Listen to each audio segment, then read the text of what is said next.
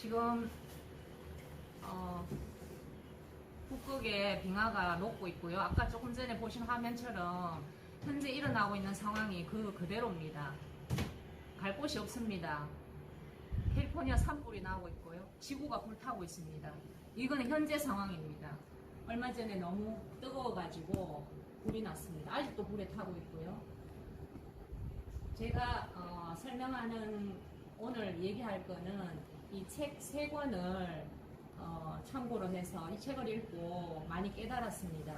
그래서 이 책을 쓴 저자를 먼저 소개를 잠시 하면요. 그 미국의 진보 좌파 잡지 먼슬리 리뷰라는 책이 있습니다.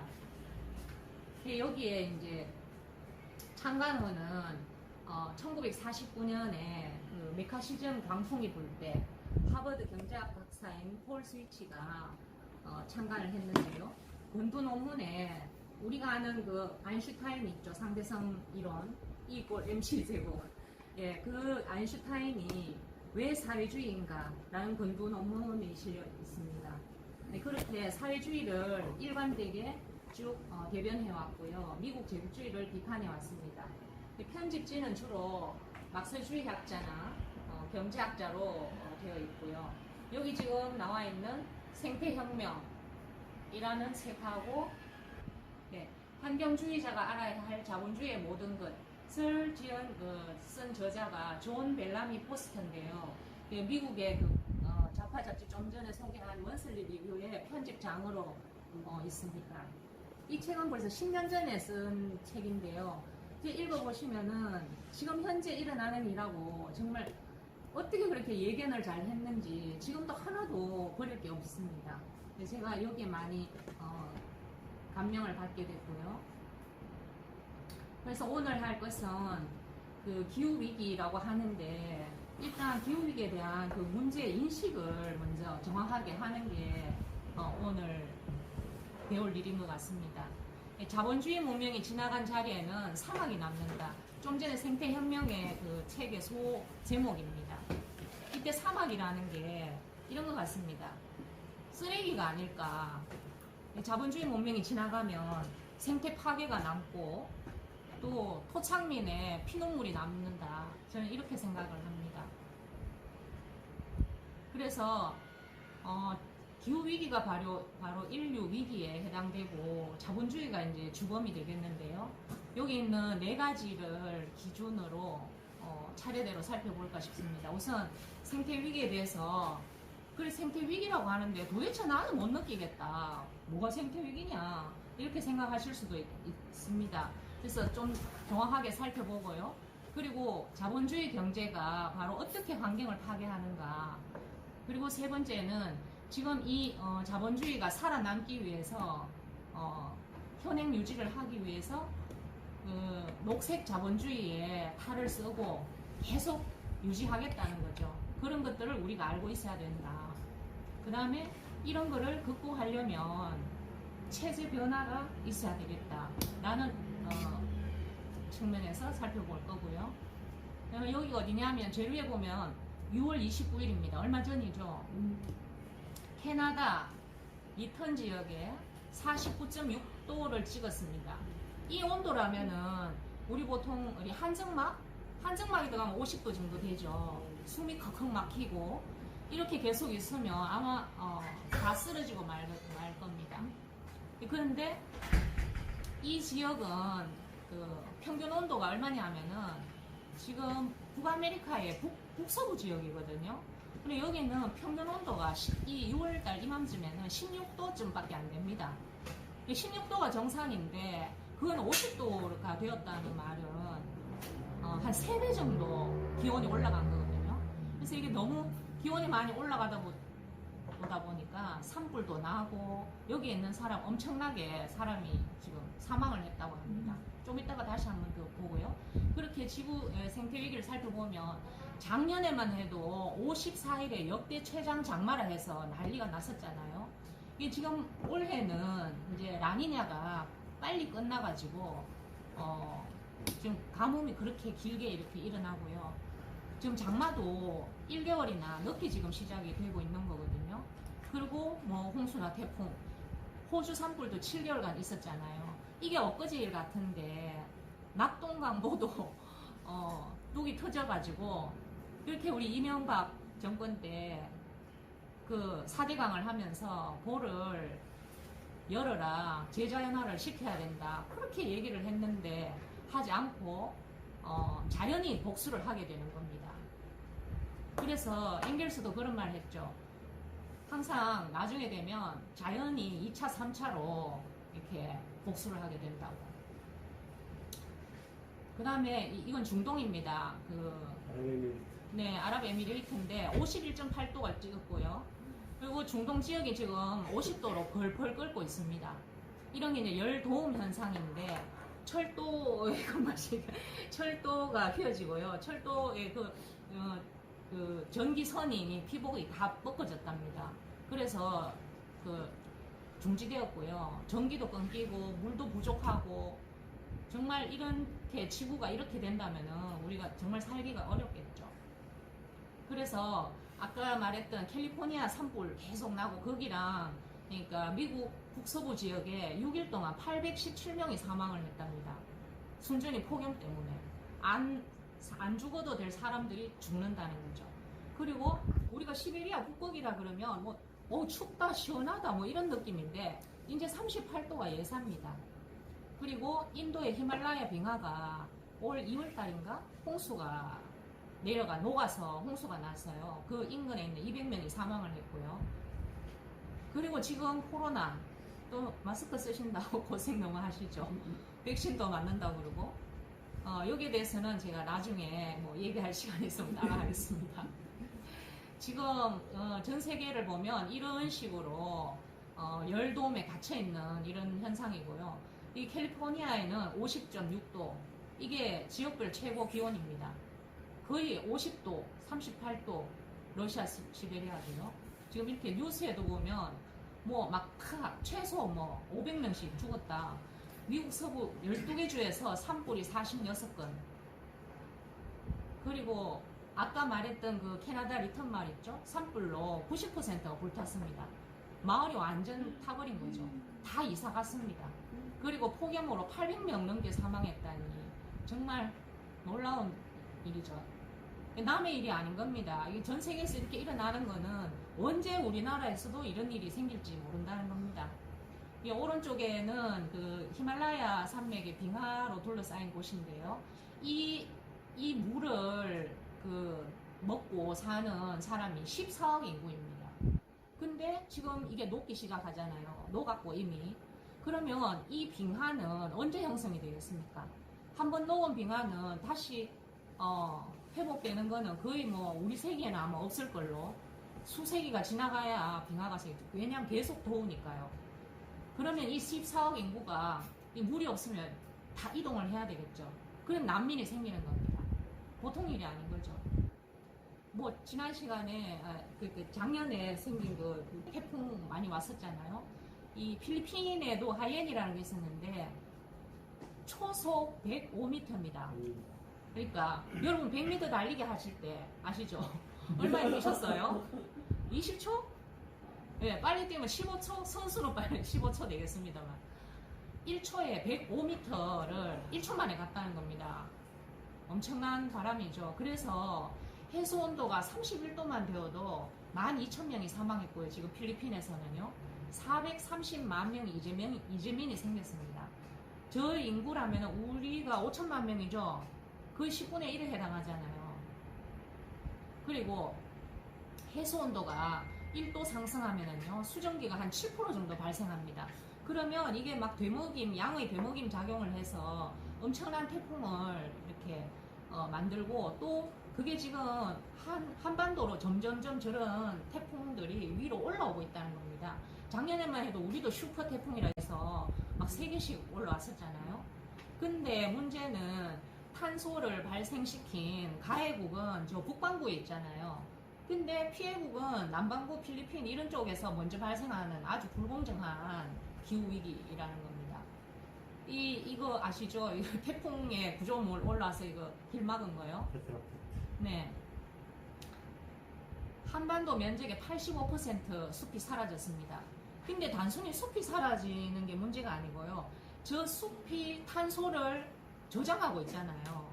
그 탄소가 다 밖으로 나왔으니까 기후위기에 계속 플러스 보태기가 되는 겁니다. 이건 위성 사진이고요. 가물고 비 오고 난리가 나죠. 홍수고 태풍이고. 그래서 이게 사람들이 지구온난화라고 그러는데 이게 온실가스인 이산화탄소 이것 때문이라 하거든요.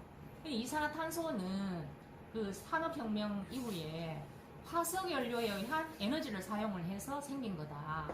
그래서 이걸 보면은 문제는 탄소가 아니고 결국은 뭡니까? 자본주의가 문제죠. 이 나오미 클라인의 이것이 모든 것을 바꾼다는 책에 보면은 이렇게 주장하고 있습니다. 그러니까 자본주의가 결국 이산화탄소를 발생시키고 화석연료를 떼니까. 근데 주의해 볼 것은요. 1만 년 동안에 그 빙하기나 간빙기 이 동안에 4도나 5도밖에 상승을 안 했거든요. 올라갔다 내려갔다 하는 그 폭이 4도밖에 안 됩니다. 그게 자연적으로 가장 빠른 온난화 속도인데 지금 우리 산업혁명 이후는 뭐 100년? 200년? 그 동안에 지금 1도가 올라갔거든요. 이것은 뭘 말하는가 하면 인간에 의해서 25배나 빠르게 지금 진행이 되고 있다는 겁니다. 그러니까 25배면 여러분 시속 차 타면은 보통 뭐 시속 100km로 달릴 것 같으면 2500km로 달린다는 겁니다. 어떻게 되겠습니까? 그리고 지금 뭐 여기 보면은 이제 이산화탄소 배출인데요. 그 과거에는 280 ppm 정도입니다. 이산화탄소가 이 선을 넘은 적이 없어요. 이게 오락내락 요 정도만 계속 한 10만 년 동안 이렇게 하고 있었는데 여기 보면 1950년 수준 오른쪽에요. 여기 이 산업혁명이 이제 지금 100년 전이죠. 100년도 안 됐겠습니다만 여기서부터 현재 수준은 거의 수직 상승입니다. 그래서 415 ppm입니다. 이제 세계 평균이요. 근데 여기에 더한 거는 한국은 지금 얼마인지 아세요? 한국은 지금 420 ppm입니다. 더 빠르고 더 덥습니다. 그렇게 해서 여기 보면은 이제 뭐 IPCC 기후체계 온난화에 대한 과학적 증거는 명백하다. 얼마 전에만 해도 이게 음모론이니 뭐니 그렇지 않다 뭐 이런 건 다 석유회사나 이런 데서 이산화탄소는 별거 아니다. 기후위기를 일으키는 원인이 아니다. 그러니까 석유를 계속 떼도 된다. 이거 지금 하기 위한 말이 아니었을까 싶은데 지금 과학적 증거가 명백하고요. 난 이건 이제 기온 변화입니다. 그래서 약 4도 정도밖에 올라가지 않았는데 인간 활동에 의해 가지고 거의 뭐 100년 만에 1도 이렇게 치솟는다는 거죠. 좀 전에 1도 높으면 수증기가 7% 상승해서 슈퍼 태풍이 오고 막 다 무너지고 그랬잖아요. 이 1도가 엄청난 겁니다. 그래서 2100년이 되면 쭉 올라가면 끝을 따라서 보면 3도씨가 될 것이다 라고 이건 언제 얘기했냐면 지금 이거는 그 전에 얘기했던 거거든요. 그래서 지금 이대로 그대로 가면은 6도까지 올라갈 수도 있다. 금세기 말에 그렇게 지금 얘기하고 있습니다. 지금 세계 평균이 0.85도인데 지금 현재는요 벌써 1.2도 올라갔다고 하거든요. 근데 한국은 거의 어쨌든 2배 정도 더 빠르다는 겁니다. 기온 변화도요. 그래서 화석연료를 기반으로 한 에너지를 이제 재생에너지로 바꿔야 된다. 그래서 더 이상 땅 속에 거 파내지 마라. 태양에너지도 있고 자연에너지가 많잖아요. 이런 거 써야 된다. 그렇게 말하고 싶고요. 그리고 요즘 시대에는 생태 파괴가 특별히 더 심각한 것은 이 세 가지로 볼 수 있겠는데요. 인류가 지구상의 대부분 지역에 다 거주하고 있다는 겁니다. 1900년 초기만 해도 14%밖에 안 있었거든요. 근데 그 제국주의에 의해서 다 식민지화 시키면서 도시화를 시키고 해서 지금 77%의 토지를 점유하고 있다는 합니다. 77%면 뭐 사람이 안 사는 곳이 거의 없다고 할 정도. 산 꼭대기 빼고는 산 꼭대기에도 사람 살죠. 네. 그리고 또 현재는 훨씬 더 큰 피해를 더 빠르게 줄 수 있는 기술을 가지고 있습니다. 거대한 댐이라든가 핵기술이라든지 기계 같은 거. 요즘 또 뭡니까? 전쟁도 드론으로 한다 그러죠. 우리가 알 수 없습니다. 뭐 사람이 와서 이렇게 전쟁하고 총성하는 시대는 벌써 지나갔습니다. 다 디지털 시대입니다. 훈련도 디지털로 한다는 거 알고 계세요? 게임처럼 이렇게 해서 훈련도 게임으로 하고 있습니다. 그런 시대가 되었다는 거죠. 그래서 우리가 이게 나쁜 과학이라고 볼 수 있겠는데요. 우리가 과학을 왜 알아야 하느냐. 특히 이제 노동에 계시는 분 보면 막 그 경제학이나 사회학이나 이런 데 공부를 많이 하시는데 이 과학도 정말 공부를 해야 된다는 겁니다. 자본가들은 훨씬 더 공부를 많이 하고 있고요. 과학적으로 훨씬 더 앞서가고 있습니다. 거기에서 뒤처지면 맨날 당하는 수밖에 없거든요. 지금은 드론으로 전쟁도 일으키고 모든 걸 드론 시대라고 하죠. 그리고 우리가 한계 없는 지구적 경제 체제, 그러니까 뭐 자본주의 체제인 거죠. 전 세계화라고 말할 수 있겠고요. 생물 다양성은 지금 크게 파괴가 됐습니다. 남아있는 원주민이 3%인데요. 이 3%가 지구에 있는 생물 다양성을 80%를 유지하고 있답니다. 그럼 다른 사람은 뭐예요? 이제 우리는 전부 다 뭐 단일 작물에 막 다 죽이고, 우리가 아는 생물이 몇 개가 없죠. 동식물의 멸종 위기. 그러니까 이제 기후 위기가 너무 빠르게 오다 보니까 등원선이라는 게 있거든요. 지구의 온도가 똑같은 선을 연결한 건데 이 등원선이 계속 북상하고 있습니다. 근데 모든 동식물들은 이 등원선에 그 자기 기온에 맞춰서 살아왔잖아요. 근데 이거를 계속 이제 자기 기온에 맞춰서 살려면 자기 온도대로 따라 올라가야지 되는 건데 이걸 못 따라간다는 겁니다. 이 따라가는 것보다 기온이 더 빨리 변하기 때문에, 그러면 이제 산꼭대기에 있는 생물들은 더 올라갈 데가 없어가 이제 죽는 거고, 저렇게 다 이제 멸종을 앞두고 있고요. 그리고 우리나라는 멸종 1호가 구상나무입니다. 제주도에 있는 전나무 일종인데요. 근데 단지 구상나무 저거 뭐 멸종하면은 뭐 또 딴 나무 많잖아. 이게 아닙니다. 뭐냐면은 저 나무만 볼 게 아니라는 거죠. 저 나무 아래에 살고 있는 절지동물들, 그리고 새, 포유류 다 함께 살고 있잖아요. 걔네들 저 나무가 없으면 나무가 물을 머금고 있잖아요. 그러면 다 같이 멸종을 하는 겁니다. 서서히.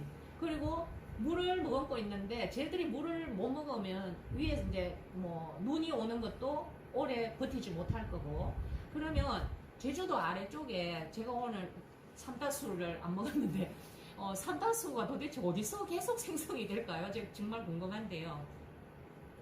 이미 제주도에는 물이 부족해가지고 뭐 호텔마다 가면은 일주일에 며칠씩 물 공급이 중단되고 있답니다. 그리고 제주도 아래쪽에는 지금 해수면이 상승을 해가지고, 그러니까 짠물이 올라와서 그 해안가는 농사를 못 짓거든요.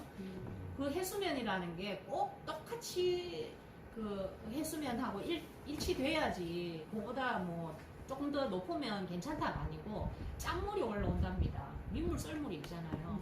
그래서 다 같이 이렇게 하나의 멸종을 보고 인간도 곧 이렇게 멸종될 수도 있겠다 하는 거를 위기의식을 가져야 된다는 거죠. 우리하고 먼 이야기가 아닙니다. 이게 절대로. 그래서 2030년이 되면은 거의 50%가 멸종을 한다고 그러고요. 6도 상승 시에는 좀 전에 금세기 말 2100년이 되면은 우리가 이 화석 연료를 계속 쓰면은 저것보다 훨씬 더 빨리 올라간다고 그랬잖아요. 95%의 멸종을 예견하고 있습니다. 그래서 아까 그 책의 저자인 존 벨라미 포스트의 9가지 행성 경계가 임계점에 도달했다 해서 여기를 살펴보면 한 9가지 정도 되는데요. 첫 번째가 기후변화. 이것은 벌써 임계를 넘었습니다. 넘었고 우리가 이제 막 실감을 막 이제 하려고 하는 중이죠. 그래도 뭐 아직 뭐 에어컨 있고 뭐 있으니까 우리 별 실감 못 하는 겁니다, 이게. 그리고 두 번째는요, 질소와 인의 순환 파괴입니다. 독일의 리비히의 농화학자가 이 질소와 인이 순환되지 않는다 해서 그 농화학 계열 논문을 썼는데요. 그때 막스가 이걸 보고 대단히 극찬을 했습니다. 자본주의 하에 있는 산업적인 농업, 이것은 곧 그 지구 신진대사를 균열을 일으키는 거다 해서, 막스도 여기 농사에 관련된, 농업에 관련된 것만이 아니라 우리 사회도 노동도 마찬가지다 해서 신진대사 균열에 관한 이야기를 했죠. 이 질소는요, 그러니까 이제 농사를 지을 때 비료를 주잖아요. 그 전에는 토지에 있는 거를 다 빨아먹고 나면 황폐화가 되어서 딴 곳으로 이동을 했습니다. 중세시대 때는. 근데 이제 이 비료가 필요하구나 해서 요즘은 비료를 그냥 막 세리 붓죠. 그렇게 하면은 식물이 다행히도 다 흡수하면 괜찮겠지만 식물이 흡수하는 질소는 20%밖에 안 됩니다. 그럼 나머지는 다 어디로 가요? 나머지는 다 땅속으로 들어가죠. 강으로 흘러가죠. 바다로 가죠. 바다에서 썩습니다. 부용량화 되어서 녹조나 적조 현상이 생기고 바다 밑에는 생물들이 살 수 없는 그런 썩은 바다가 되는 겁니다. 지금도 뭐 멕시코만에 있는 그런 바다 쪽에는 거의 데드존이라고 하는 곳이 많거든요. 그래서 인간이 하는 일이 지금 이렇습니다. 이게 다 자본주의와 관련이 있는 겁니다. 그리고 농업에 대해서 조금 더 얘기를 하면요. 지금 하고 있는 그 농업은 10% 정도만 실제 농업입니다. 자연 에너지, 태양광이나 바람이나 이런 걸 이용하는 거고요. 나머지 90%는 전부 석유화학 에너지가 들어가는 겁니다. 화석연료라는 거죠. 그게 그냥 농산물이 절대로 그냥 저절로 나는 게 아니고요. 여기에 다 석유가 들어간다는 겁니다. 그러면 화석연료를 쓰니까 다 거기서 이산화탄소가 나오는 거 아닙니까? 그래서 비료라든지 살충제라든지 이런 식으로 또 기계화가 되어 있잖아요. 다 기계를 사용하는 그 기름이라든지 뭐 이런 것 때문에 제대로 순환이 되지 않고 있습니다. 이때 그 리비의 농화학자가 뭐라고 얘기했냐면요. 농촌에서 만들었던 그 농업 그 생산물들이 농촌으로 다시 토지로 돌아가지 않고 다 도시로 이동한다는 거죠. 도시에 가서 사람들 그걸 먹고 뭐 옷이나 섬유도 마찬가지입니다. 다 도시에 가서 먹고 배설물은 그 옛날에는 뭐 템즈강에 다 버렸죠. 그래서 강이 오염되고 그 강의 배설물들이 또 떠내려가 가지고 또 바다를 오염시키고 그렇게 돌아가지 않는 겁니다. 이게 순환이 끊긴 거죠. 이게 바로 신진대사 균열이라는 겁니다. 노동도 자연과 인간 사이에서 신진대사가 잘 이루어지는 상호작용이라 해야 된다고 막스가 말했거든요. 근데 이게 지금 다 끊어져가 있다는 겁니다. 그래서 그걸 끄는 게 누구냐? 바로 산업화된 자본주의라는 거죠. 오로지 이윤만 쫓아가는 그것 때문에 모든 것들이 발생했다는 겁니다. 생물 다양성 손실은 말할 것도 없고요. 좀 전에도 얘기했지만 이 해양의 산성화 하나 더 말씀드리면 근데 이산화탄소가 너무 많다 보니까 바다에서 거의 90% 이상을 흡수를 합니다. 이산화탄소를. 그러다 보니까 바다가 산성화가 됩니다. 저게 뭐 무슨 큰일이냐 하면요. 바다에 조개 껍질이라든지 모든 그 생물이 껍질 만들어져 있는 거 있잖아요. 이게 이제 그 습해 탄산칼슘 같은 걸로 되어 있는데 산성화가 되면 이게 다 녹아버립니다. 껍질을 만들 수가 없어요. 그러면 산호 같은 게 백화현상이 일어난다고 하죠. 그럼 또 하나만 보면 절대 안 된다는 사실입니다. 그 산호가 썩어서 죽어버리면 산호와 근처에 사는 그 근처에 함께 살고 있는 생물들, 물고기 또 뭐 해초들 다 같이 죽는 겁니다. 그럼 바다가 이제 쓰레기로 넘쳐나는 거죠. 그게 해양 산성화입니다. 성층권 오존의 소진 그리고 담수이온 뭐 나머지 말할 것도 없습니다. 이런 것들이 다 임기에 도달했다. 벌써 10년 전에 한 이야기니까 지금은 더 하겠죠. 그래서 해수면 상승을 좀 보면은요. 저지대는 이제 침수될 거고 해발 5m 안에 우리가 4억 명이 살고 있답니다. 그리고 이 도시가 상승을 하면요. 7억 명의 난민이 발생합니다. 7억 명이면 지금 현재 78억이거든요. 세계 인구가. 80억 다 되어 가나요? 1년에 거의 1억 명씩 증가하고 있습니다. 그런데 거의 10분의 1이잖아요. 이 난민들이 어디로 갈까요? 어디로 가면 받아줍니까? 안 받아주면 어떻게 돼요? 전쟁이 일어나는 거죠. 대수청 고갈. 대수청은 이제 큰 지하수가 흐르는 청을 말하고 있는데요. 2050년이면 지금 30년밖에 안 남았죠. 이게 인류가 3분의 2가 물 부족에 시달리게 된답니다. 이때 항상 조금 더 깊게 생각해야 되는 게요. 물 부족이라 그러면 당장 마실 물이 없는 게 아닙니다. 지금 우리나라만 해도 농산물 수입이 지금 어떻게 되죠? 21%가 수입입니다. 그것도 쌀을 제외하면은 21% 수입이 아니고 반대로요. 식량 자급률이 21%밖에 안 되고요. 쌀을 빼면은 3.1%밖에 안 된답니다. 그러면 나중에 뭐 뭔 일이 생겨갖고 우리 수출 못한다 이러면은 어떻게 돼요? 농산물은 다 수입을 해야 돼. 돈도 필요 없어요. 근데 수입을 안 하겠다 그러면 우리 먹을 게 없잖아요. 그 농산물이 다 물이 들어가서 만든 거거든요. 그러니까 우리 그만큼 수입한다는 말 자체는 우리나라가 지금 물이 부족한 상태다 이런 뜻입니다.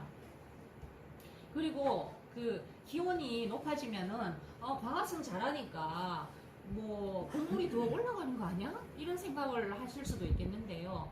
31도가 되면은요 광합성보다는 호흡량이 더 많아집니다. 호흡을 한다는 거는 곡물 산출량이 줄어드는 거죠. 그래서 금세기 말 되면 쌀 생산량이 한 23% 감소할 거라고 지금 하고 있고요. 미세 플라스틱은 이거 뭐 지금 우리 신체 내부에 세포 속에 미토콘드리아라는 거 있는 거 아세요? 에너지 만드는 공장인데요. 그 속에까지 지금 미세 플라스틱이 발견되고 있답니다. 그러니까 인체에 우리가 버린 플라스틱은 태양의 자외선에 의해서 부서져서 물고기가 먹고 이 식탁 위에 생선 잘라 먹으면 그거 다시 우리가 다 먹는 거거든요. 그냥 버린다고 끝이 아닙니다. 그래서 유럽연합에서는 플라스틱 세를 정했어요. 1kg에 600원으로 정했답니다. 그 외에도 화학 합성물질 정말 어마무시한 게 많습니다. 그 레이첼 카슨이 쓴 책을 보면은 침묵의 봄 있죠. PCB라든가 다이옥신, 중금속, 살충제 이런 것들이 벌써 1945년, 50년대 2차 세계대전이 끝나면서 그 큰 자본가들이 뭘 만드는가 하면 폭탄이나 이런 걸 만들었죠. 근데 이제 세계대전이 끝나니까 공장을 돌릴 수는 없잖아요. 그래서 이 자본가들은 전부 다 방향을 돌려가 비료를 생산합니다. 비료 그리고 화학약품들 그때 엄청나게 화학 합성 물질들이 발생하게 됐는데 그때 나온 PCB하고 다이옥신이 지금 전 세계 바다에서 다 볼 수 있다는 겁니다. 여러분 연어 좋아하세요? 네. 연어 노르웨이에서 나오잖아요. 뭐 선진에 나오죠. 연어는 뭐 오메가3가 많고 어쩌고 하면서 막 나오는데요. 그 대부분이 GMO 연어일 수도 있고요. 지금은 자연 연어가 거의 없다고 보시면 됩니다. 거기다가 또 뭐합니까? 색깔까지 입히는 걸 제가 봤거든요. 빨갛게 보기 좋게 정말 못 먹을 연어가 됐는데요. 근데 그 노르웨이에 가면 그 피오르가 있잖아요. 그래서 그 정박하는 배들이 굉장히 많은데 그 배가 정박할 때 배에 바다에 그 녹슬지 않도록 기름칠을 비슷하게 하는 우리가 생각하는 그런 페인트 같은 그런 칠하는 게 있는데 그게 바로 PCB입니다. 그래서 PCB는 다이옥신과 거의 같은 발암물질이라고 보시면 되는데요. 그 연어에 PCB가 있다는 거죠. 지금은 남극, 북극 어디를 가도 저기 나온 합성화학 물질이 다 있습니다. 피할 수가 없는 지경에 됐어요. 그러니 이 지구가 생태계가 얼마나 파괴를 시키면서 자본주의가 지금까지 왔는지 정말 똑똑히 우리가 알아야 될 것 같아요. 그리고 방사능 폐기물은 더하죠. 지금 후쿠시마에 오염수 막 방류한다고 난리가 났잖아요. 그런데 이걸 막아야 되겠죠. 거기에서 방사능 폐기물에서 나오는 것은 우리 뼈에 축적이 된답니다. 그러면 뼈에서 계속해서 방사선이 나오면 DNA가 변형이 되는 거죠. 몸속에서. 이런 위험한 물질들이 우리 이제 나타나고 있고요. 자본주의 때문에. 따라서 저게 다 기후위기와 관련이 있다는 겁니다. 지금 해수면 변화 예상치를 얘기했는데요. 이건 지금 2013년대 이야기입니다. 지금 벌써 몇 년이 더 지났죠. 여기 잠시 보면요. 2050년, 즉 30년 뒤에는 상해 가보셨어요? 못 가보셨어요? 저 아직 못 가봤는데요. 이게 물에 잠긴답니다. 인천공항이 지금 해수면에서 얼마나 높다고 생각하세요? 해수면을 정하는 게 우리 인천에서 정해놓거든요. 근데 거기서 제일 이게 낮습니다. 침수됩니다. 본산이나 이런 쪽에도 우리나라 지도에서 낮은 쪽은 저지대가 침수된다고 지금 예상이 되고 있고요. 근데 이 예상치가 우리가 생각하는 최고치보다 더 빨리 간다는 게 그게 정말 무서운 이야기입니다. 그래서 3.7도 상승하면은요, 해수면이 63cm가 상승하는데요. 그러니까 금세기 말에는 거의 1.2m 정도 상승한다고 보시면 되는데, 여기 왼쪽에 보면 100cm, 이게 1m거든요. 쭉 오른쪽으로 가서 보면요, 상하이는 벌써 잠겼죠. 런던, 뭐 예상 것이 뭐 점거놨는데요. 여기 있는 거는 다 잠기는 거라고 보시면 되고요. 그 다음에 금세기 말에 이 정도가 되고 남극 빙하가 다 용해 녹아버리면 60m가 상승한다고 합니다. 그러면 우리 서울이 해발 38m거든요. 벌써 잠기고 남죠. 그러면 금세기 말 해봐야 지금부터 뭐 80년 뒤인가요? 나는 괜찮겠네요. 근데 우리 자식의 손자는 미래가 없는 거죠. 그러니까 미래 청소년들이 학교 안 가고 나와서 막 집회하고 우리 썰 탄소 놔둬라 하고 집회하는 거, 야 이놈들아 공부 안 하고 왜 여기 나와서 이거냐라고 말할 때가 아닌 겁니다. 걔네들은 지금 목숨이 달려 있는 거거든요. 네, 이미 투발로는 물에 잠기고 있고요. 50년 뒤에 물에 빠집니다. 지금 남태평양 근처에 있는 키리바시라는 곳은 이미 2개는 섬이 물에 잠겼습니다. 이게 장난이 아닙니다. 진짜로 잠기고 있어요. 좀 전에 대수청 고갈된다고 했는데, 여기 보면은요, 정말 참 기가 막힌 게, 요 위에 있는 거 있죠? 이 배같이 생긴 거? 이게 옛날 선착장입니다. 이게 옛날 선착장인데, 그만큼 지하수가 풍부했다는 겁니다. 그런데 지금 요 밑에는 이 핑크색 있는 거, 요게 최근 선착장이거든요. 그러니까, 여기서 이만큼 배수청이 다 깔아앉았다는 거죠. 그래서 인도의 펀자브나 멕시코시티나 케이프타운 같은 경우는 벌써 배수청이 다 고갈이 됐어요. 그리고 제가 우연하게 다큐를 보다 보니까 이 오른쪽에 이 그림인데요. 보통 이제 석유회사에서 뭘 시추하나요? 원유를 시추하죠. 지금은 지하수를 시추합니다. 지하수를 시추해가지고요, 사막에서도 농사가 가능하다는 겁니다. 그래서 물을 이렇게 삥 돌아가면 저기 있는 것처럼 물을 주는 겁니다. 저게. 그래서 알팔파도 키우고 해서 저기에서 많은 자본을 투입해가지고 이윤을 얻은 다음에 다른 곳으로 나르는 거죠. 그러면 저기 사는 원주민은 어떻게 돼요? 대수층이 고갈돼서 물이 없잖아요. 누구한테 얘기해야 돼요, 저거는? 그래서 땅의 공동화, 땅이요, 공동화 알죠? 둥글게 그냥 푹 성리를 않는 거 말입니다. 최근에 뉴스 그런 거 많이 나오죠. 시내도 푹 성리를 않고요. 요즘은 저런 일이 흔합니다. 물을 다 뽑아 쓰다 보니까 지탱을 할 수가 없는 겁니다. 그리고 무슨 해령처럼 수 킬로미터가 쭉 갈라져 가지고 있어요. 이 대수층이 고갈되니까 지구가 다 내려앉는 겁니다. 그래서 제가 제목을 이렇게 붙여놨어요. 돈이 되는 곳이면 사막에도 대자본이 간다. 대자본은 안 가는 곳이 없습니다. 다 그냥 피를 빨아먹는 거죠. 물을 빨아먹고 피를 빨아먹고 석유를 빨아먹습니다. 신진대사 균열에 대해서 자본론 1권, 3권에 보면 있는데요. 좀 전에 소개한 생태혁명이라는 책에 이게 소개가 되어 있더라고요. 인간의 노동 과정은 인간과 자연 사이에 신진대사적 상호작용이다. 이렇게 말했는데 이게 지금 다 막 갈라지고 있는 거죠. 근데 이 영속적으로 이런 조건을 파괴한다는 의미가 바로 신진대사 균열입니다. 그러니까 자본주의 하에 있는 대규모 기계화 농산업, 이건 농업이 아닙니다. 농산업이죠. 장거리 운송, 그리고 농촌 자원을 약탈하는 체계, 이런 게 폐기물이 다 도시 오염 형태로 가고 이게 균열이 되는 건 돌아오지 않는 거죠. 비순환적인 겁니다. 이때 막스 엥겔스는 이걸 더 분석을 해가지고요, 이미 그 당시에 산림 남불하는 거, 사막화, 기후변화, 생물종의 멸종, 상포막, 오염, 산업 쓰레기, 유독물질에 의한 오염, 자원 회수 사용, 탄전의 고갈, 질병, 기후변경, 인구 가행, 생물의 공동 진화 이런 거를 그 당시에 벌써 얘기를 했습니다. 근데 아직도 여기에 대해서 잘 못 느끼고 있잖아요. 그러니까 막스가 벌써 잘 예견했던 거죠. 녹아내립니다. 거의 없습니다. 30년간 여기 보면 여기 보면요, 요 33년 동안에 북극 빙하의 절반이 다 녹아내렸습니다. 지금 절반밖에 안 남았다는 거죠. 이것도 2012년 기준이네요. 그럼 지금은요 더 녹았죠. 그럼 북극 빙하가 녹으면 어떤 현상이 생길까요?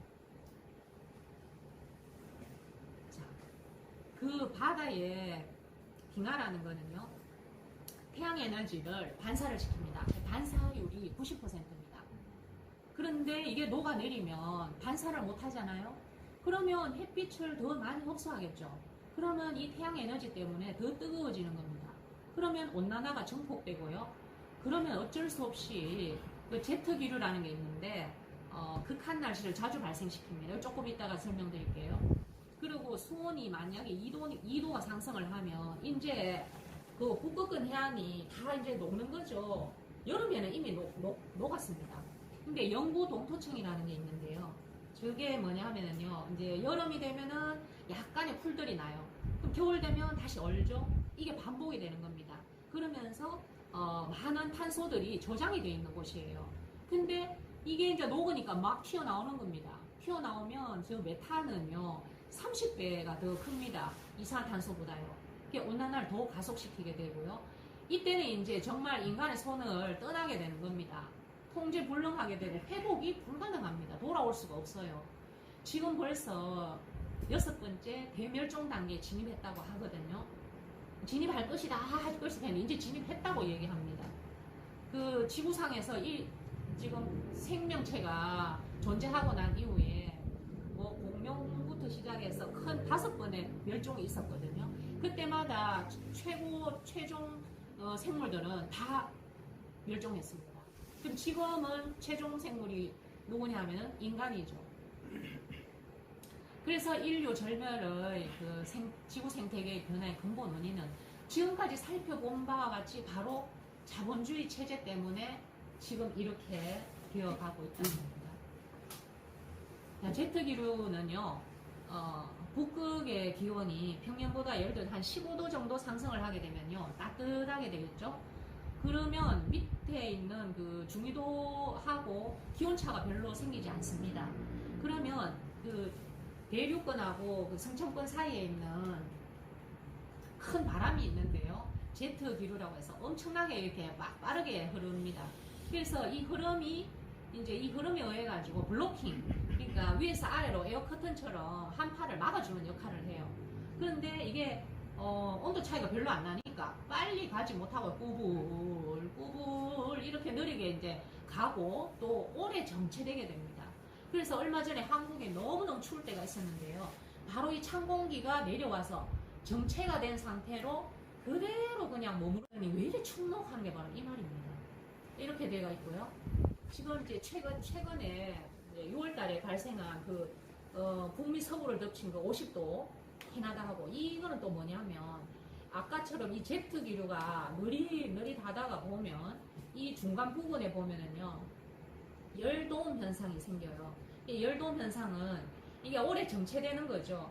오래 정체되다 보면은 예를 들어서 뭐 빨리 고기압 됐다가 저기압 됐다가 이렇게 이제 변화가 있어야 되는데 계속 고기압만 되는 겁니다. 그러면 더 뜨거워지고요. 뜨거운 열은 이제 팽창해서 이렇게 올라갑니다. 위로 올라가면 이 공기가 모여 있다가 어디로 갈 데가 없잖아요. 대륙권에서 더 위로 올라갈 수는 없거든요. 그럼 내려옵니다. 내려오면 고기압이 되는 순간 날씨는 더 가물어지면서 맑아지고 기온은 올라가요. 이게 계속 이렇게 가두어지는 겁니다. 차가운 기온도 마찬가지고 뜨거운 것도 마찬가지인데 이 현상이 이번에 일어났다는 거죠. 제트 기류가 느려지면서. 그러니까 기온 변화가 이렇게 큰 차이를 주게 되고, 아까 캐나다 요 북서부 지역 여기인데요. 요 열도움 현상이 이렇게 갇혀가지고 50도가 되어서 평소보다 3배나 높아서 817명 사망했다고 하니까, 이게 뭐 열 때문에 그런 일이 생긴다니, 이게 한국에만, 아니 여기만 있으라는 법이 없죠. 이게 언제 한국에 또 이렇게 열돔 현상이 이런 식으로 될지는 아무도 알 수가 없는 겁니다. 그래서 이런 게 빨리 우리가 지금 당장 제일 처음에 나왔던 것처럼 지금 당장 뭔가를 해야 된다 하는 게 이런 거고요. 그래서 여기는 이제 2010년도에 이런 일이 또 있었었거든요. 그 러시아에서 밀이 생산이 안 됐어요. 가뭄이 너무 이렇게 정체되는 바람이 심하게 되어가지고 밀 수출을 금지하게 됐죠. 그때 시리아에서는 그 러시아의 밀을 대부분 60% 이상 수입했었는데 그게 수출을 안 하니까 이제 먹고 살 게 없잖아요. 거기다가 막 이거는 내전을 일으키는 하나의 그 원인이 되는 거죠. 그래서 400만 명의 난민이 생겼다는 말입니다. 그리고 러시아는 5만 5천 명이 사망, 폭염 때문에 사망했고요. 홍수 때문에 파키스탄 2천 명이 사망. 이거 뭐 사람이 너무 이제 그냥 막 사람 목숨이 그냥 파리 목숨처럼 좀 되고 있습니다. 이래서 시리아 난민들이 갈 데가 없어갖고 거의 뭐 유럽연합에서는 브렉시트인가 뭐 해서 막 못 받아주겠다 하고 막 난리가 났죠. 근데 지금 남의 이야기가 아닌 거예요. 우리나라를 보자고요. 세계 최하위 수준입니다. 곡물 자금률이. 정말로 이 기후위기가 계속되어서 우리가 수입을 할 수 없다. 그것도 GMO 수입은 1위입니다. 아세요? 세계에 우리는 돈 없고 정말 힘없어 이 노동자들은 GMO 먹고 살아야 되는 그런 지금 형편이 됐는데요. 이것조차도 수입을 안 하겠다, 수출 안 하겠다 하면 우리는 어떻게 되는 겁니까? 아시죠? 시리아 난민입니다. 우리 너무 놀랬잖아요. 터키 해안에서 발견된 거. 그래서 이 극한 날씨가 막 뜨거운 데는 뜨겁고 홍수, 또 추운 데는 너무 춥고요. 홍수, 가뭄, 산불 나고 막 이런 식으로 극한 날씨가 이 과거에 비해서 여기 보면은 145배나 증가됐다는 거죠. 앞으로 더 그렇겠고 이런 이제 일상생활이 될 겁니다. 근데 더 웃기는 거는 무서운 거는요. 지금 일어나는 이것이 100년 전에 나온 이산화탄소가 이제 뜨거워졌다는 거죠. 지금 막 당장 조치를 취한다 해도 앞으로 30년 동안은 계속 기온이 올라간다는 겁니다. 그래서 우리가 30년 후에 지구 가열, 지구 기후 붕괴라고 그러대요. 이걸 지금 인식해야 된다는 거죠. 근데 이게 참 인식이 안 되는 거죠. 다 우리 일 아닌 것 같고, 그죠? 그래서 제때 변화에 대응하지 않으면 위험이 먼저 우리를 찾아올 거다. 그런 겁니다. 지구 위기가 지금 인식해야 된다는 게, 우리가 한낮에 태양 고도가 제일 높거든요. 그렇지만 낮 2시 돼야지 뜨겁잖아요. 그것하고 같은 원리입니다. 그래서 시간이 지나면 더 뜨거워질 거고요. 1시간이나 지났네요. 좀 빠르게 하겠습니다. 그래서 이제 다 얘기했습니다. 제가 하고 싶은 얘기는 자본주의가 바로 환경 파괴를 일으키고 있다. 바로 이거죠. 그래서 네, 우린 바로 유일한 지구이기 때문에 어디 탈출할 데 없죠. 갈 데 있어요? 없어요. 화성 갑니까? 누구는 화성 가는 것까지 해놨다 그러는데, 그래서 폐기물 흡수하고 또 우리가 자원 공급을 해야 되는데 지금 이게 벌써 넘쳤다는 거죠. 제한적인 환경 속인데 경제 성장 무제한적으로 불가능하다 이거죠. 근데 그 자본가들은 우리 보고 뭐라 그래요? 너가 무지해서 그렇잖아. 타고난 탐욕이잖아. 막 이러거든요. 이거 아니죠. 이것도 다 자본주의에서 조장한 거잖아요. 우리는 거기에 당한 겁니다. 우리의 뇌까지도 자본주의가 다 작동시키고 있는 거 알죠? 그래서 이 자본주의라는 게 끝도 없이 이윤을 추구하는 거, 전쟁도 불사한다는 거, 그죠? 그래서 도시화 빈민화를 시키고요. 다른 거 없습니다. 이거 다 여러분 아시는 거죠? 대량 생산, 대량 유통, 대량 소비, 대량 폐기, 바로 이겁니다. 이렇게 해서 엄청난 쓰레기가 지금 나와서 쓰레기가 지구를 덮고도 남습니다. 지구에 있는 모든 것을 상품화한다 그러는데요. 여기 딱 한 개만 보겠습니다. 공장식 농축 수산업인데요. 닭고기 아시죠? 우리도 닭고기 좋아하잖아요. 근데 인류가 죽으면 닭뼈 따기로 이제 인류를 이제 찾는다고 하대요. 옛날에 조개 폐총 찾듯이. 그렇게 됐는데 이 닭의 수명이 얼마인지 아세요? 닭은요 30년 삽니다. 닭은 제 수명대로 살면 30년 사는 생물입니다. 근데 우리가 먹는 그 치킨은 얼마를 사느냐? 40일을 못 삽니다. 그거는 개량, 그 품종을 개량해서 그렇고요. 그걸 우리 닭가슴살 좋아하죠. 거기만 집중적으로 키우기 때문에 닭이 걸어갈 수가 없어요. 무거워가지고. 지 날개를 못 움직여가지고 다리도 부러지고요. 그리고 다 얘 비퉁비퉁하고 항생제 먹이죠. 거기 온갖 나쁜 거는 다 주잖아요. 그래도 A4 용지 한 장에서 엉덩이 하나 이렇게 못 움직이고 거기 갇혀갖고. 근데 왜 45일을 넘기면 안 되는지 아세요? 시간이 더 지나면 상품화가 떨어지기 때문입니다. 왜냐? 날개 부러지고요. 눈은 암모니아 가스 때문에 짓물러가지고요. 다 부러지고 이런 게 상품이 안 되잖아요. 그래서 딱 45일 전까지 키우고 치킨집으로 가는 겁니다. 근데 이 야생은 지금 3%밖에 없다는 겁니다. 척추동물의 야생이 지금 3%밖에 없대요. 뭐 야생을 더 보호하자. 뭘 보호합니까? 보호할 게 없어요. 인간이 그 70%가 거의 농축산업에서 나오는 소, 돼지, 닭입니다. 그리고 지금 이 대량 소비에서 우리가 평생 태어나서요 소비만 하다가 죽는다. 정말 끔찍한 소리죠. 자본주의에 의한 소비자로 태어나서 소비자로 죽는 그런 일회용으로 거의 되고 있다는 거죠. 요 심지어는 제가 최근 꿈속 광고라는 걸 적어놨는데요. 뇌과학이 지금 발달되고 있잖아요. 이 뇌과학을 연구를 해가지고 꿈속에도 광고가 나오도록 이걸 지금 연구하고 있답니다. 실례로 우리가 그 우울증이나 이런 걸 치료를 하기 위해서 꿈속에 어떤 그 영상을 막 보여주면서 해서 그걸 치료에 지금 쓰고 있다고 하거든요. 근데 이 자본주의가 그걸 가만 놔두겠습니까? 꿈속 광고를 지금 한다고 하네요. 곧 나올 겁니다 아마. 그리고 의도적인 부식화, 그죠? 우리가 뭐 멀쩡한데도 밖에 가보면 다 막 쓰레기가 막 넘쳐납니다. 제가 보면 멀쩡한 가구도 아파트에 버려져 있고요. 어떤 거는 가져와서 쓰기도 해요. 근데 다 부식화를 만들어 버리는 거죠. 그리고 폰은 지금 얼마나 쓰셨어요? 몇 개째로 바꾸셨어요? 그렇죠. 어떤 자본가가요, 플라스틱이 최초에 나올 때 이런 말을 했어요. 미래는 바로 플라스틱의 미래는 쓰레기통이다. 이게 무슨 말이냐? 몰랐는데요. 그 당시에 사람들이 아끼고 절약하는 게 있어갖고 버리지를 못하는 이 습관을 소비 습관을 바꿔야 된다. 쓰레기통으로 버려라. 이렇게 된 겁니다. 쓰레기통으로 버리면 버릴수록 플라스틱의 사업은 성공한다. 기가 막히죠. 이런 것도 몰랐잖아요. 저도 몰랐어요. 이 모든 것들은 부유한 사람들한테 책임이 있는 거죠. 1%의 꼭대기에 있는 사람한테만 이 모든 그 이윤이 돌아가도록 지금 설계되어 있는 게 자본주의잖아요. 그렇죠? 제일 밑에 보시면요. 자본주의 독재 권력과 재력에 맞서 노동자 민중은 단결 투쟁해야 된다. 정말 단결 투쟁이 정말 참 절실합니다.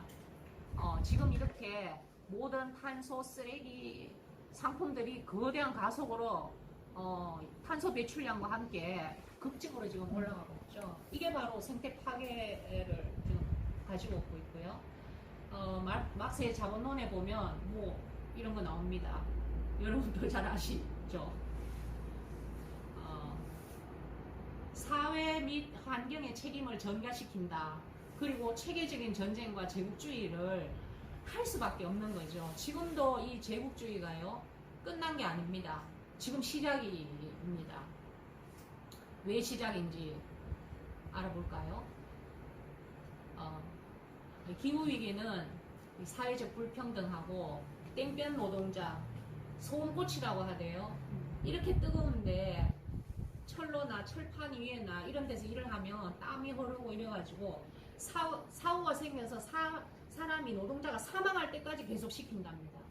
정말로 동물보다 너무하죠. 동물도 그늘 만들어주고 에어컨 틀어주잖아요. 그래서 빈곤한 사람이 우리한테 이제 더 위험하게 되고요. 그 온난화를 일으킨 것은 여기 북반구입니다. 근데 피해는 남반구에서 아프리카, 아시아 이런 데서 지금 더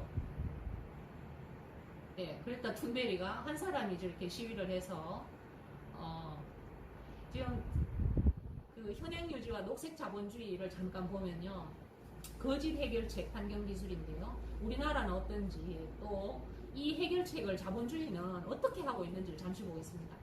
탄소 배출 거래제 해가지고 이 총량을 정한 다음에 그 기업한테 총량을 정해서 더 이거보다 위반하면은 이제 세금을 내라 뭐 이런 식으로 되어 있는데 이거 알아보면 완전 엉터리입니다.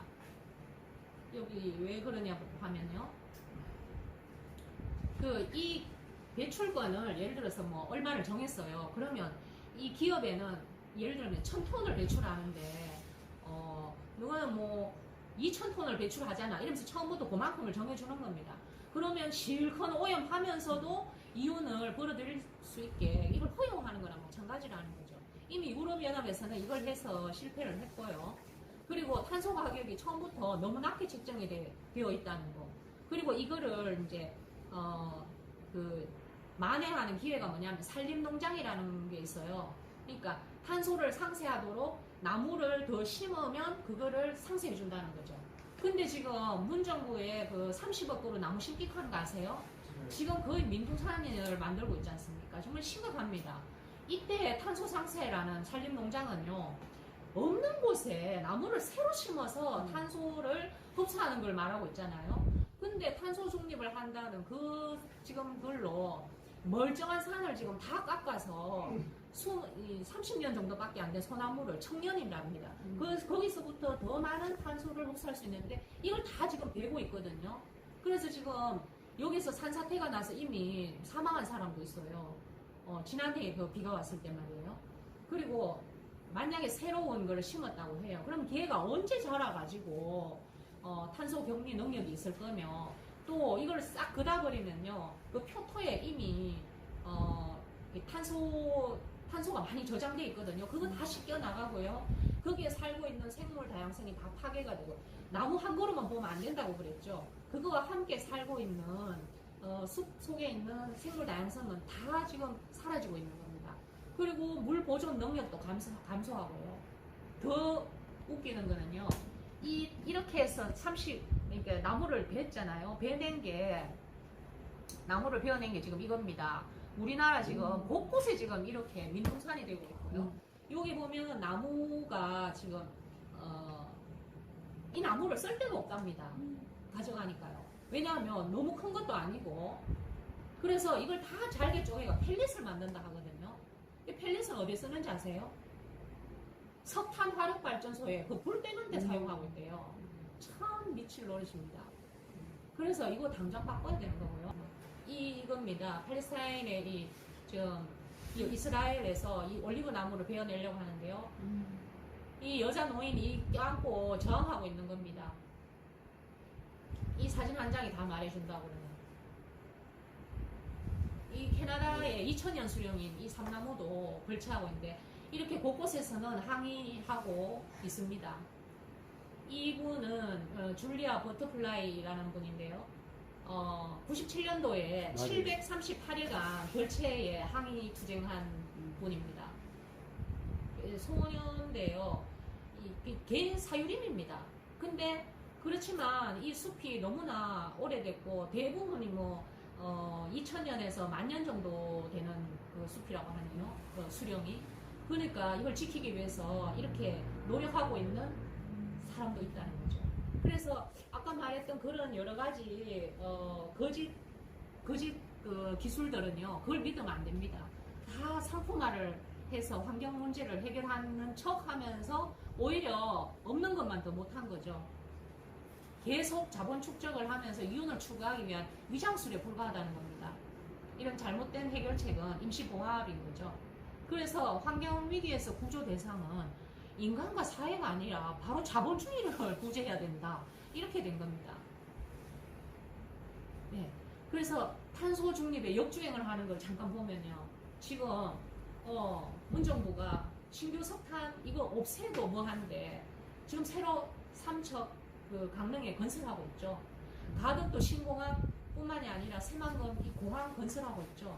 이 공항을 하나 건설하려면 그게 큰 그 땅을 지구를 황폐하고 다 메꾸고 이런 걸 해야 되거든요. 그게 이산화탄소 엄청 발생하고 생태계 파괴하는 거고요. 이거 좀 전에 이야기했고, 또 소형 원자로 핵은요 정답이 아닙니다. 핵은 많은 순서대로 사고가 나게 돼 있어요. 3마일 미국, 그 다음에 체르노빌, 그 다음에 많은 일본이잖아요. 물론 프랑스가 있었고요. 그 다음에 한국이랍니다. 이게 더 지으면 안 된다는 거죠. 작다고 시시한 게 아닙니다. 그리고 지금 태양광 에너지로 이제 우리가 바꿔야 되잖아요. 여기서 우리가 조금 더 생각해 볼 게 있는데요. 옛날에 막 산에다가 짓어요. 지금 농지로 갔어요. 지금 아까도 그 농산물 우리가 대부분 수입이라고 그랬는데 농지에다가 이제 돈이 된다 그러면 자본이 들어갑니다. 이 자본이 들어가서 농지가 에너지를 생산하는 곳이 된다는 거죠. 그럼 우리 농지가 다 없어지는 거 아닙니까?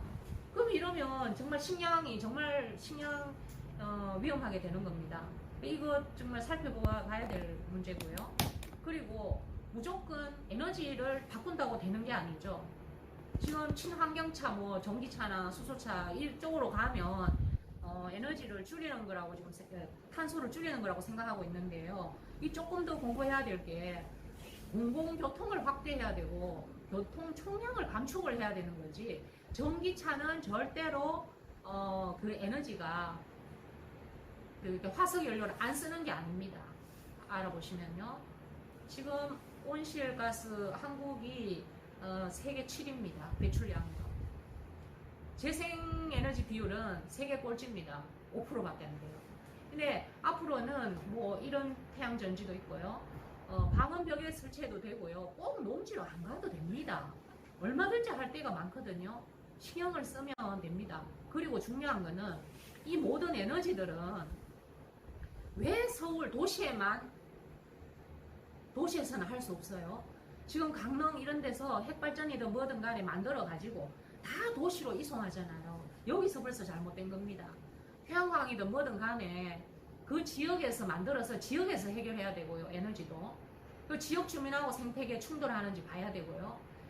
외국에는 지금 이렇게 하고 있다 하거든요. 지역 중심으로 시민들이 이 생산 결정 과정에 참여하고 개입하고 다 해야 된다는 겁니다. 우리는 누가 언제 했는지 몰라요. 그리고 또 뭐죠? 대자본이 들어가죠. 항상. 지금 전 세계는요. 기후위기 대응을 어떻게 하고 있는지 보겠습니다. 유럽연합에는요. 탄소 국경 조정세라 그래서 24년 내년이잖아요. 탄소로 만드는 제품들은 이제 세금을 받겠다. 그리고 탄소 발자국을 표시를 해라. 24년부터 이게 이제 시작이 되는데요. 그러니까 우리나라의 배터리 같은 거 만드는 게 화석 연료를 썼느냐 아니면 태양 에너지를 썼느냐 재생 에너지를 썼느냐에 따라 표시를 해야 됩니다. 그리고 27년쯤에는 이 이제 그 표시를 했는 것이 얼마 이상이 되면은 그 수입을 못 하도록 하겠다는 거예요. 우린 대부분 지금 한국이 수출 국가 아닙니까? 전 세계는 지금 저렇게 되고 있습니다. 빠르게 정말 대응을 해야 되겠고요. 그래서 저기 보면 한국의 노동 현실을 잠깐 살펴보면요. 전국의 환경교사가 작년에 42명 뿐이었습니다. 이 생태 교육이라는 게 정말로 중요한 거거든요. 근데 이게 너무 기가 막히고 청소년 행복지수는 세계 꼴등이고요. 부의 양극화는 세계 2등, 노인 빈곤율은 1위, 최장 2000시간 노동, 택배 바로사 작년에 13명, 산재 사망률 1위, 1년에 2000명, 올해도 벌써 계속 청년들부터 막 소리가 들리고 있죠. 또 자살률은 1위, 대량 실업 이런 것도 예고되고요. 아직도 생태 파괴만 일삼고 있는 성장 중독 자본주의다. 그래서 한국 현실도 빨리 뭔가를 더 뜨거워지기 전에 우리가 단결해야 되는데 이런 이제 사회로 가야 되겠죠. 그렇게 하려면 정말 딴 거 없어요. 가뜩이나 이렇게 찢어져 있는데 이 환경운동이든 노동개혁운동이든 간에 공통점이 있잖아요. 우린 기후위기가 와서 이제 같이 공멸하는 겁니다. 그러기 전에 공통점을 해서 연대와 단결을 해야 되겠다 하는 거죠. 그래서 이제 그 신진 대사 파괴를 그만 제발 종식시키고 체제를 좀 바꾸자. 이게 절박한 그 필요가 되겠고요. 그 막스 자본론의 본원적 축적하는 거 있잖아요. 여기 보면은 그 과거에 도대체 자본주의가 뭘 발판으로 저렇게 그 전 세계의 재산을 갖게 됐냐. 이게 이제 금은 이런 원주민 노예 그리고 그 동인도 제도의 정복 아프리카 같은데 약탈 해서 흑인 노예 양성 이런 걸 발판으로 발전하게 된 거잖아요. 그래서 자본주의가 이제 위기에 빠질라 그러면 등장하는 게 뭐냐면 잔인한 축적이 이제 되풀이 된다고 막스 자본론에서 얘기했는데요. 그럼 지금 그때 생겼는 이런 제국주의가 현실에 그대로 되풀이되고 있다는 것을 지금 얘기해드리고 싶어가지고요. 그 과거에는 금이었잖아요. 금이나 그 다음에는 그 튤립이라든가 차 뭐 이런 거였죠. 그 다음에 이제 석유 전쟁이었죠. 석유를 서로 뺏기 위해서 그 중동 지역에 9.11 사태 이후에 막 전쟁이 일어났잖아요. 그리고 지금은 뭐냐 하면은요, 이 자본주의가 그 기후 위기를 오히려 기회로 이용한다는 거죠. 이제 자본주의가 정말 끝날 때가 다 돼가니까 연구는 그쪽에서 더 많이 한다 그랬죠. 희귀 금속입니다. 바로 다른 게 아니고요. 우리가 지금 디지털로 지금 바꾸려고 그러잖아요. 그걸로 지금 넘어가려고 하니까 뭐 전기차 쓰고 디지털화가 되면은 뭔가 기후위기에서 벗어날 것 같이 지금 막 얘기하고 있거든요. 그런데 그 자세히 알아보면요. 거기에는 희귀 금속이 바로 이제는 제국주의의 어떤 금을 대신한 그런 것들이 된다는 겁니다. 여기 보면 네오디듐이라는 게 있는데 이거는 자석인데 일반 자석보다 1000배나 더 끌어당기는 무게를 감당하는 자석이고요. 그리고 탄탈lum이라는 희귀 금속이 있습니다. 자, 이것들이 다 어디에 쓰이는가 하면요. 휴대폰이라든가 전부 다 그 전기 배터리 같은 거 있죠. 그 전기 배터리 고밀도 에너지 축전기 요런 거를 하는데 이 자석이 필요합니다. 자석이 있어야 전기를 생산할 수 있거든요. 그래서 초소형 그런 거 전기차도 이게 들어가는 거 마찬가지고요. 고밀도 에너지 축전기가 있어야 그 풍력 발전소에 돌아가는 축전을 할 수 있는 겁니다. 이런 것들을 녹색 산업의 필수품 최신 전자 제품의 그 비타민이라고 합니다. 그래서 금에서 석유에서 지금 희귀 금속으로 넘어온 시기가 됐어요. 디지털 시대가 되면서. 그런데 이게 매장량이 어디에 있냐면 중앙아프리카의 그 콩고 민주공화국 있죠. 이 나라에 많이 있다고 봅니다. 그래서 우리가 휴대폰 한 개 쓸 때마다 콩고 주민의 목숨이 수십 명의 목숨이 날아간다고 합니다. 그리고 이런 바나듐이라든가 이런 희귀 금속을 지금 뭐 정제를 하려면요, 1kg 정제하려면 1200톤의 그 암석이 채취가 돼야 된다고 합니다. 그리고 여기는 뭐 황산, 이걸 정제하기 위해서 황산수소라든지 어마어마한 화학약품들이 들어가고요. 환경 파괴가 정말 엄청나게 나는 거죠. 그래서 여기 서로 이제 이걸 약탈하기 위해서 자본주의가 정말 여기서 말한 게 그대로 되풀이되고 있고 지금 또 하고 있다는 겁니다. 이 콩고 주민들이 500만 명이 2000년대죠. 얼마 되지도 않습니다. 2000년대 500만 명의 목숨을 잃었거든요. 이 내전하고 막 이런 전쟁에서. 그래서 자본의 한계가 도대체 뭐냐? 자본 그 자체다. 그래서 인간과 자연을 더 이상 유린할 수 없게 된 그때 기능을 멈출 건데 아직 유린을 덜 했다는 거죠. 그래서 인간의 불행이나 사회적 불평등, 기후변화가 한계에 봉착할 때까지 유린하다가 헌신짝처럼 사막이 될 때처럼 버릴 것이다. 막스 자본론 3권에 나와 있습니다. 가겠습니다. 우리는 핵발전소도 너무 많고요. 석탄발전소도 너무 많습니다. 그래서 우리는 지금 이제 내연 기간도 빨리 줄이는 걸 해야 되겠죠. 그래서 중요한 거는 어쨌든 이 모든 관측 결과들이 예측 범위보다 지금 최고치로 올라가고 있다는 거. 걷잡을 수 없이 지금 올라가고 있습니다. 더 뜨거워지기 전에 우리는 단결을 해서 바꾸는 노력을 해야 되지 않겠나 싶습니다. 그 2010년 볼리비아 코차밤바에서 열린 세계 민중회의의 민중협약에 보면은요, 식민주의, 제국주의, 계획주의는 제거해야 한다. 이걸 자본주의 대자본이 얘기하겠습니까? 절대 그렇지 않죠. 민중들이 얘기하는 겁니다.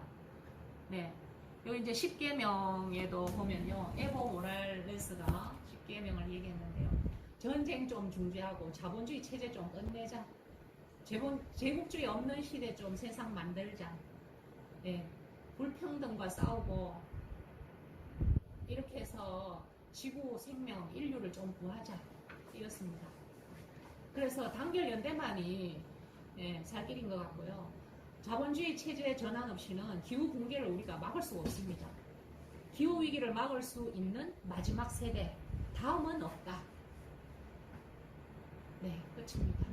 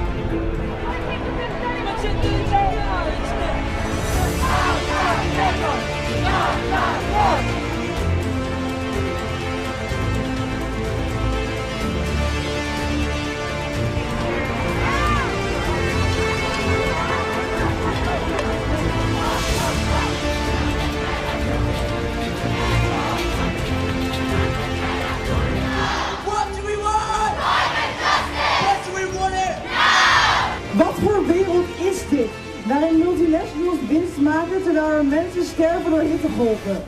Waarin fossiele bedrijven subsidie ontvangen terwijl de zon gratis schijnt. Waarin individuele burgers de schuld krijgen van problemen die grote bedrijven veroorzaken. Waarin scholieren moeten staken omdat hun toekomst op het spel staat.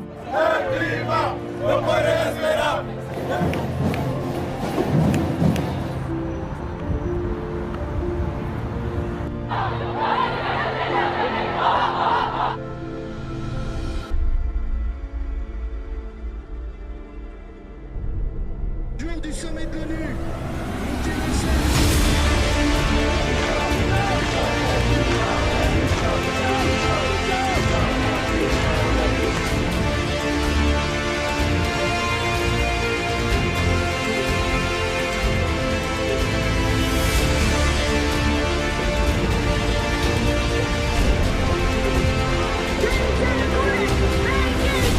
We do have solutions already. They require reparations and redistribution at an unprecedented scale and a complete transformation of our economic and political system.